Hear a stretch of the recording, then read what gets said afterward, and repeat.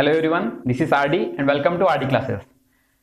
हम राज्य व्यवस्था की क्लास में पढ़ रहे थे। पिछले कक्षा में हमने संविधान की विभिन्न समितियों के बारे में चर्चा की थी। अर्थात जो संविधान निर्माण चल रहा था तो उस समय बहुत सारी समितियां बनाई गई थी जो कि संविधान के विभिन्न प्रारूपों को, विभिन्न उनके भागों के रचना में लगे हुए थे।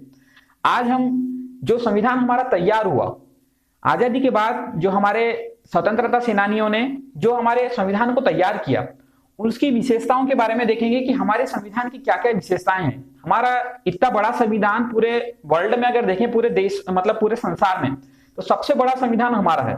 तो सबसे बड़ा तो पहली तो ये खूबी हो गई, परंतु इसके अलावा भी और क्या क्या इसके विशेषताएं हैं, इस बारे में आज इस क्लास में हम अध्ययन करेंगे। इससे पहले हमने संविधान निर्माण की समितियों के बारे में अध्ययन किया था। अगर आपने वो नहीं देखे तो कृपया वो भी देख लें, ठीक है। प्लेलिस्ट में जाएंगे तो आपको लाइन से पूरे एक वीडियो मिल जाएंगे जिसमें बहुत सारे संविधान राज्य व्यवस्था में हमने शुरुआत से संवैधानिक विकास से शुरू करके वर्तमान आज संविधान की विशेषताओं पे अध्ययन कर रहे हैं। नेक्स्ट जो है और इसके आगे क्लासेस आती रहेगी, तो हम यहाँ पे चर्चा करेंगे भारतीय संविधान की विशेषताओं के बारे में। जैसा कि मैंने पहले विशेषता तो आपको बताया कि हमारा जो संविधान है काफी महत्वपूर्ण, सबसे बड़ा संविधान है, ठीक है। लिखित व विशाल संविधान तो हमारा है, क्योंकि कई ऐसे देश हैं जहां के संविधान लिखित नहीं है, जैसे कि ब्रिटेन, यूनाइटेड किंगडम, वहां के संविधान लिखित नहीं है। वहां पे ऐसा है, संसद जो भी बोल दे या जो भी नियम बना दे तो तत्काल वो लागू हो जाता है। वहां पे ऐसा कोई लिखा नहीं है। हमारे जिस प्रकार हमारा संविधान लिखित करके रखा गया है उस प्रकार से नहीं है। तो लिखित और सबसे बड़ा पूरी दुनिया में, ठीक है, 22 भाग हमारे संविधान में है। इतने भाग किसी दूसरे देश के संविधान में नहीं है। तो ये बात ध्यान रखिएगा कि सबसे बड़ा संविधान हमारे देश का है। दूसरा आता है प्रभुता संपन्न राज्य। संप्रभुता क्या होती है? संप्रभुता के बारे में चर्चा करें तो संप्रभुता होती है, हम जैसे मान लो हमारा भारत देश है। अब हमारे भारत देश में किसी व्यक्ति या किसी कंपनी, जैसे कि अंग्रेजों का पहले, अगर 1947 के पहले बोले तो अंग्रेजों का राज था, तो हमारे पास तब सरकार भी थी लेकिन अंग्रेजों की थी, जनता भी थी, हमारी जमीन भी थी, परंतु संप्रभुता नहीं थी। अर्थात हम अपने निर्णय स्वयं नहीं लेते थे, हमारे निर्णय जो है अंग्रेजों के द्वारा लिए जाते थे। तो ये है संप्रभुता की बात। अभी वर्तमान में हम संप्रभु हैं, हमारे निर्णय हम स्वयं लेते हैं, तो ये होती है संप्रभुता। तो हमारा जो अभी वर्तमान देश है संप्रभु है, इसीलिए जो हमारा संविधान है वह भी प्रभुता संपन्न राज्य संविधान है, ठीक है। नेक्स्ट आता है लोकतंत्रात्मक गणराज्य। लोकतंत्रात्मक अर्थात लोगों के द्वारा मिलकर बना। जैसा कि आपको पता होगा, इसके पहले क्लास में हमने चर्चा की थी कि जो संविधान निर्मात्री थे, ठीक है, जो संविधान निर्माण जिन्होंने किया वो लोगों के द्वारा चुने गए थे, ठीक है। उस समय खैर उतने बड़े पैमाने पे उनका निर्वाचन नहीं हुआ था, फिर भी वो लोगों के द्वारा चुने हुए थे, इसलिए ये लोकतंत्रात्मक गणराज्य की मतलब ये उसको जाहिर करता है। नेक्स्ट है संसदीय सरकार। सबसे महत्वपूर्ण है हमारी सरकार, क्योंकि सरकार के विभिन्न भाग होते हैं या विभिन्न प्रकार होते हैं। हमने इसके पहले क्लास में सरकार के भाग देखे थे, अध्यक्षात्मक, अर्धअध्यक्षात्मक, फिर हमने संसदीय सरकार पूरे डिटेल से पढ़ा था, ठीक है। तो संसदीय सरकार हमारे भारत की विशेषता है, हमारे संविधान की विशेषता है कि यहाँ पे संसदीय सरकार है। संसद के 2 अंग हैं, ठीक है, राज्यसभा और लोकसभा। तो ये इस प्रकार से संसदीय सरकार इसकी महत्वपूर्ण विशेषता है। नेक्स्ट है मूलाधिकारों का उल्लेख। कई संविधान ऐसे हैं, जैसे कि यूनाइटेड किंगडम की संविधान है ब्रिटेन का, वहां पे मूलाधिकारों का कोई लिखित उल्लेख नहीं है। अधिकार तो दिए गए हैं परंतु उल्लेख कहीं पे नहीं किया गया।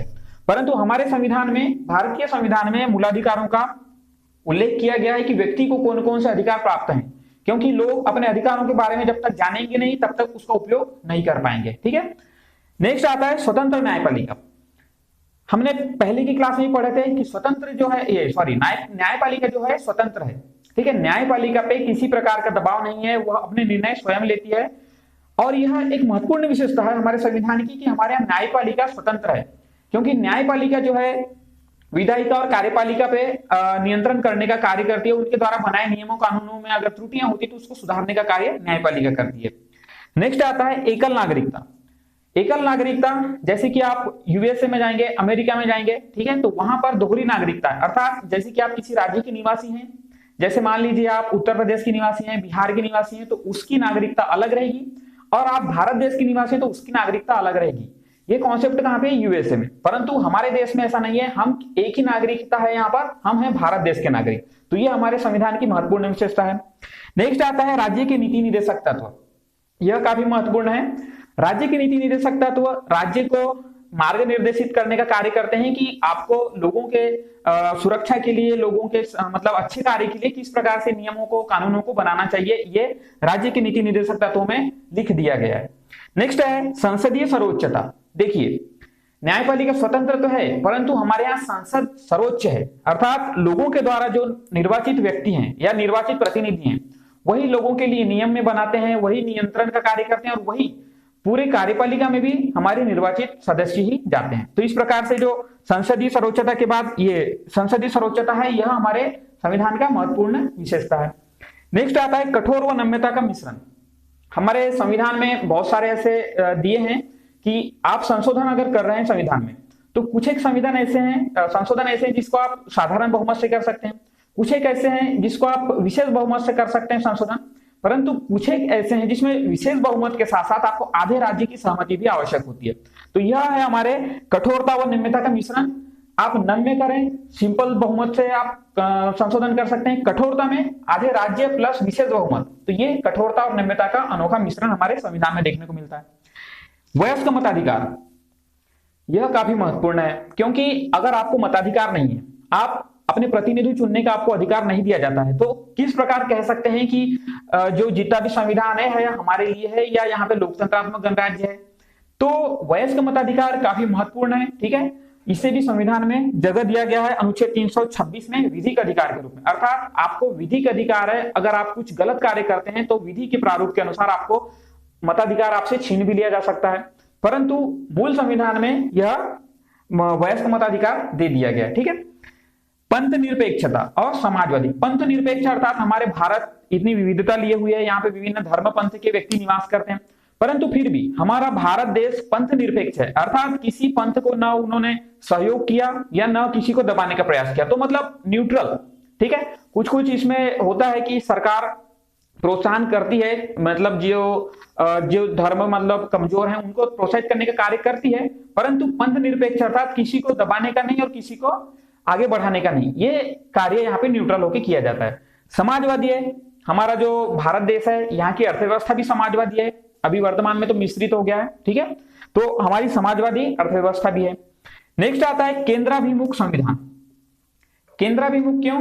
क्योंकि अधिकतर जो प्रारूप हैं वो केंद्र की ओर दर्शाते हैं, अर्थात जैसी आपातकाल की स्थिति में देख लीजिए, आपातकाल की स्थिति में ऐसा होता है कि पूरे राज्य हैं वो संगठित होकर एक केंद्र के रूप में आ जाते हैं और राज्यों को छोड़कर उनका जो भी फैसला है वो केंद्र करता है। तो इस प्रकार से हमारा जो संविधान है अधिकतर बातें करता है केंद्र की, इसलिए केंद्राभिमुख संविधान है। नेक्स्ट आता है विधि का शासन। यह काफी महत्वपूर्ण है। संविधान में विधि का शासन का एक टॉपिक जोड़ दिया गया, क्योंकि यहाँ पे कोई व्यक्ति शासन नहीं कर रहा है, यहाँ पे कोई व्यक्तियों का समूह शासन नहीं कर रहा है, यहाँ पे विधि शासन कर रही है, अर्थात क्या गलत है और क्या सही है इस बात पे शासन होता है। अर्थात अगर आपने कुछ गलत कार्य किया है तो आपको ये नहीं देखेंगे कि किसी व्यक्ति के साथ गलत कर दिया इसलिए आपको उठा के लेके गए, आप विधि के अनुसार अगर कुछ गलत कर रहे हैं तो ही आपके ऊपर कार्यवाही की जाएगी। ये विधि का शासन का महत्वपूर्ण विशेषता है। नेक्स्ट आता है मौलिक कर्तव्य। मूल संविधान में मौलिक कर्तव्यों को नहीं जोड़ा गया था, परंतु बाद में मौलिक कर्तव्यों को जोड़ा गया, ठीक है।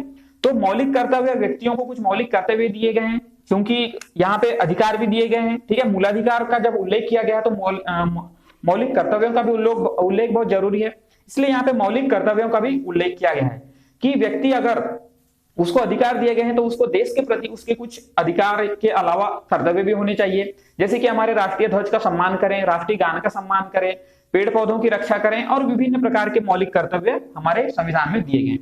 तो इस प्रकार से हमारी चर्चा होगी भारतीय संविधान की विशेषताओं के बारे में। एक बार और देख लेते हैं भारतीय संविधान की विशेषता, थोड़ा रैपिड फायर करते हैं जल्दी से। लिखित और विशाल है, ठीक है। नेक्स्ट प्रभुता संपन्न राज्य है। प्रभुता संपन्न मैंने बताया कि हमारे ऊपर किसी शासन नहीं है, हम अपने निर्णय स्वयं लेते हैं। नेक्स्ट है लोकतंत्रात्मक गणराज्य है, अर्थात लोगों के द्वारा यहाँ पे प्रतिनिधि चुन लिया जाता है। नेक्स्ट संसदीय सरकार है, सरकार में शासन के दो अंग हमने चर्चा की, राज्यसभा लोकसभा, ठीक है। मूलाधिकार है, व्यक्तियों को उनके मूलाधिकार दिए गए हैं। न्यायपालिका हमारी स्वतंत्र है, सबसे महत्वपूर्ण है न्यायपालिका स्वतंत्र है, क्योंकि न्यायपालिका अगर स्वतंत्र नहीं है तो आपको अधिकारों का प्रवर्तन या अधिकारों को लागू करने का कार्य कौन करेगा? वो करेगा न्यायपालिका। तो यहाँ पे स्वतंत्र न्यायपालिका महत्वपूर्ण विशेषता। नेक्स्ट है एकल नागरिकता है। यूएसए में दो और ही नागरिकता है, राज्य की अलग, देश की अलग, लेकिन हमारे भारत में एक ही नागरिकता है, केवल देश की। राज्यों के नीति निर्देशक तत्व जो कि मार्ग निर्देशित करने का कार्य करते हैं सरकार को कि कानून किस प्रकार बनाए। संसदीय सर्वोच्चता है, संसदीय सर्वोच्च है, सारे नियम कानून संसद ही बनाएगी। कठोरता व नम्यता का मिश्रण है, नम्य है, विशेष बहुमत, कठोर है, विशेष बहुमत और मतलब राज्यों के सहयोग से संशोधन किया जा सकता है। और नम्य ऐसा कि आप सिंपल कुछ कुछ ऐसे दिए हैं मतलब प्रारूप की, उसमें भी सिंपल सिटी में कर सकते हैं, मतलब संशोधन कर सकते हैं। नेक्स्ट आता है वयस्क मताधिकार है, ठीक है। वयस्क मताधिकार 18 वर्ष से ऊपर के सभी बच्चों को वो वयस्क अधिकार दिया गया है। पंथ निरपेक्ष है, हमारा भारत देश किसी एक पंथ को या किसी एक धर्म को आश्रय नहीं देगा, यहाँ पे लिख दिया गया। समाजवादी है, ठीक है, हमारी अर्थव्यवस्था समाजवादी है। समाजवादी देख लीजिए, समाजवादी क्या होता है, एक तो होता है पूंजीवादी और दूसरा होता है समाजवादी। पूंजीवादी में क्या होता है, पूरा क्षेत्र प्राइवेट के हाथों में होता है। जैसे कि अमेरिका में अधिकतर क्षेत्र प्राइवेट के हाथों में है, वहां पे बड़ी बड़ी कंपनियां ही जो है कार्य करती है, सरकार का उतना कार्य नहीं होता है। लेकिन हमारे देश में देखें तो बहुत सारे कार्य हैं जो सरकार करती है, ठीक है, बहुत सारी कंपनियां भी सरकार चलाती है, इसके अलावा बहुत सारे लोगों के लिए कार्य भी सरकार करती है। तो इस प्रकार हमारा देश समाजवादी है। केंद्राभिमुख संविधान है, आपातकाल की स्थिति में एक संगठन हो जाता है, ठीक है। विधि का शासन है, जैसे कि चर्चा की कि हमने विधि के अनुसार ही आपको दंड दिया जाएगा। नेक्स्ट है मौलिक कर्तव्य, अधिकार के अलावा मौलिक कर्तव्य की भी यहाँ पे चर्चा की गई। तो ये हमारी चर्चा हो गई भारतीय संविधान के विशेषताओं के बारे में। तो कैसी रही ये चर्चा, कमेंट करके जरूर बताइएगा। अगर कुछ डाउट है तो कमेंट जरूर कीजिएगा, आपके बातों का या आपके प्रश्नों का उत्तर दिया जाएगा। और इससे पहले हमने संविधान की विभिन्न समितियों के बारे में पढ़ा था, और भी ये क्लासेस जो है कंटिन्यू आते रही है। और इससे पहले हमने शुरुआत की थी संवैधानिक विकास से, जो कि अंग्रेजों के समय में जितने भी नियम कानून बने वहां से लेकर वर्तमान में हम खड़े हैं संविधान की विशेषताओं के बारे में। नेक्स्ट क्लास में आगे हम चर्चा करेंगे कि संविधान के स्रोत क्या क्या हैं, आगे की कक्षा में इस बारे में चर्चा करेंगे। तो अगर आपको ये जानकारी पसंद आई है तो इसे शेयर कीजिएगा, लाइक कीजिए और चैनल को सब्सक्राइब जरूर कर लीजिएगा। धन्यवाद।